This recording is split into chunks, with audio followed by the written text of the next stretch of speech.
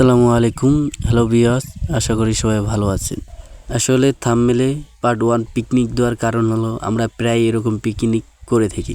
যদি আপনারা পিকনিক কিভাবে করি আমরা বা কীরকমভাবে রান্না করি দেখতে চান তাহলে চ্যানেলটা সাবস্ক্রাইব করবেন এবং কিছু স্কিপ না করে গোটা ভিডিওটা দেখতে শুরু করেন।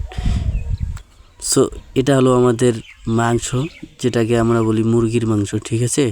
আমরা সব বন্ধু আমাদের সব ফ্রেন্ড মিলিয়ে আমরা এটা করতেছি। পিকনিক কিন্তু রাতে না করলে মজা হবে না, এই জন্য আমরা পিকনিক রাতে করলাম। এগুলো আমাদের সব কেনাকাটা বা সবজি টবজি যা আছে বাজারের।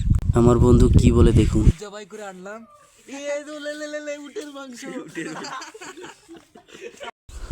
বন্ধুদের সাথে আড্ডা দিচ্ছি আর হাসি তামাশা হবে না, এটা হলো অন্যরকম। সো আমরা সব বন্ধু একসাথে পিকনিক করতেছি, সবাই লাইক দিতেছে। সো আমি ভিডিও করতেছি। এরপর আমার প্রধান কাজটা হলো সব তরকারি রান্না করা। আপনারা দেখতে পারতেছেন ইতিমধ্যে বাঁধাকপি আমি কাটতেছি। সো বাঁধাকপি কাটার উদ্দেশ্য হলো, বাঁধাকপি আর আলু কাটার উদ্দেশ্য হলো আমরা খিচুড়ি পাক করবো, যেহেতু আমরা একটু রাতে খাওয়া দাওয়া করব, আগে খিচুড়িটা হালকা পাতলা খাবো। ওকে, সাধারণত আমরা 2-1 জন পাক করে থাকি, মানে যারা পাক জানি। সো আমার এটা হলো বন্ধু, সে খিচুড়ি পাক করতেছে এবং আমিও সাথে ছিলাম। এটা হলো ফাইনাল খিচুড়ি কিন্তু আমাদের হয়ে গেছে। ওই রকম মোটামুটি ভিডিও দিতে পারিনি, রান্নার ভিডিও রেসিপি। সো আগামী যে পিকনিকটা হবে সেটাতে আমরা অবশ্যই দেখাবো। সো আমাদের কিন্তু খিচুড়ি খাওয়া শুরু, ঠিক আছে। সবাই কিন্তু রিভিউ দিচ্ছে, সবাই বলছে ভালো। খিচুড়িটা অসাধারণ হয়েছে, মানে কি বলবো আর, ভুনা খিচুড়ি, ঠিক আছে। সবজি দিয়ে ভুনা খিচুড়ি সাধারণত মজাই হয়। আর বন্ধুগুলো সবাই খিচুড়ি খাচ্ছে আর রিভিউ দিচ্ছে, ভাই অসাধারণ হচ্ছে। আর যেহেতু আমরা বন্ধু বান্ধব, কোনো কিছু সেরা দেখে মাইন্ড করবেন না, ঠিক আছে। বন্ধু বান্ধব থাকলে এরকম 2-1টা কিছু হয়। আর এরকম পিকনিক কারা কারা মিস করতেছেন বন্ধু বান্ধবের সাথে তাকে মেনশন করে দিন এই ভিডিওটা। সো যেহেতু আমাদের খাওয়া দাওয়া শেষ, ইতিমধ্যে পাকের শুরু, মানে কেবল আমাদের পাকন নিয়ে আমাদের সরঞ্জামে সবচেয়ে বেশি কাজ করা লোক হলো আমার এই ফ্রেন্ড। ইতিমধ্যে কিন্তু মশলা সব আনা শুরু হয়ে গেছে। আমিও মশলাগুলো দিচ্ছি পরিমাণ মতন, কারণ তারা জানে যে আমি ছাড়া তরকারি হবো না। কিন্তু আমি তরকারি রান্না করতে চাইনি, তবুও ওরা জোর করে দিচ্ছে।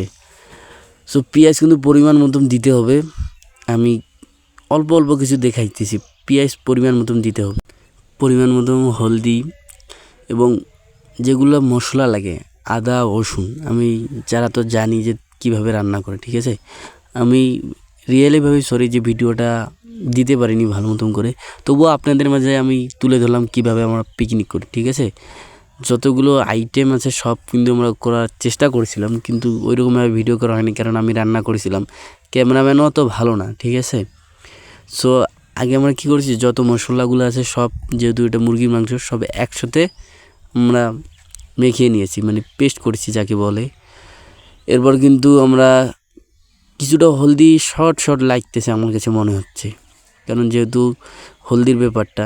এবং কিন্তু আমাদের তরকারি হয়ে গেছে, এটার জন্য আমি দুঃখিত, কারণ আমি তরকারি রান্না করেছি, ভিডিও করতেই পারিনি, রিয়েলিভাবে সরি। আর দেখতেছে তো আমার বন্ধু কিভাবে তরকারি রান্না করছে, এটা হলো ফাইনাল লুক, ঠিক আছে। আপনারা জানান তরকারিটা কীরকম হয়েছে। সো এরকম ভিডিও বাদে সবাই চ্যানেলটা সাবস্ক্রাইব করে রাখেন। বিপ্লব অর্গানিক রেসিপি, এরকম আরও বন্ধুত্বর মহত্ব এবং বন্ধুত্বর মিল নিয়ে আমরা দ্বিতীয় পার্ট নিয়ে আসবো আবার পিকনিকের, এবং মজা হবে, ঠিক আছে। আপনার বন্ধুকে মেনশন করুন তাড়াতাড়ি, এবং এরকম শীতের দিনে একটা পিকনিক করে আমাকে মেনশন করুন।